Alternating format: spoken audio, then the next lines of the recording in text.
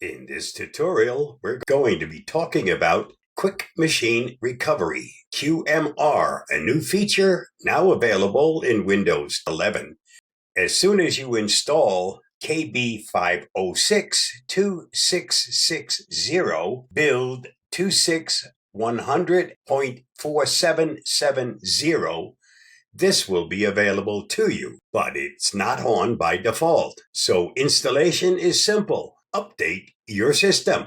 Once that's completed and you've restarted, you can now activate QMR, or Quick Machine Recovery. You'll find information about QMR, all of the different settings, what you should and shouldn't do on my blog post, and I'll post a link to that in the show notes. But to actually set it up and to test it, this video is what you need to watch. Let's get started. At this point, I'll assume you've installed KB506-2660, restarted your system. Next step is to open the settings. And the easiest way to get to it is to use the shortcut key, Windows and I for information. That opens your settings. Once you get here, go to System. Next, select Recovery. And once you get here, go down to Quick Machine Recovery. You'll notice it's off by default. You need to turn this on. If your device fails to start, we'll try to fix the problem with device recovery solutions. As I said, to find out what those different solutions are, which ones you should be using, take a look at the tutorial I posted on my blog post. Once you've turned this on, you should test to make sure it's working properly. It's like a backup. It's only good if you know it's going to work when you need it. In this case, QMR is on, but if it's not working properly, it's not going to help you. There is a test you can run to check it and also to test and make sure it's working properly. Let's cover that next. To test QMR, and as it states here, to test QMR, do this before you need the function to make sure it's working as expected. You have one of two choices: open the terminal with admin privileges or a command prompt with admin privileges. And once that's been accomplished, then you have to run the following commands. To get to the terminal with admin privileges, there's a very easy way. Do a right click on the Start menu.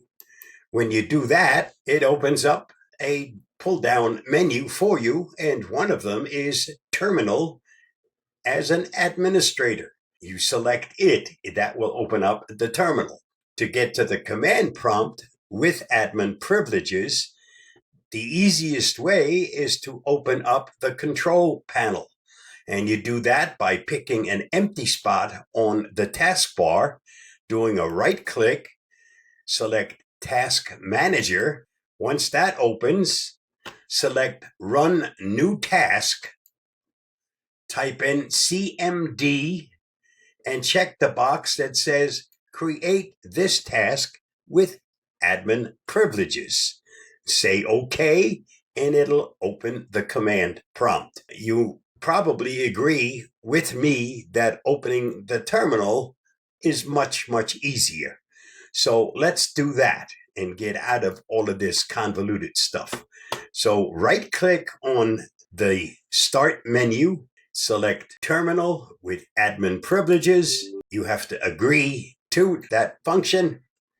And this is your administrator terminal or command. Now, the first thing to put in is this item.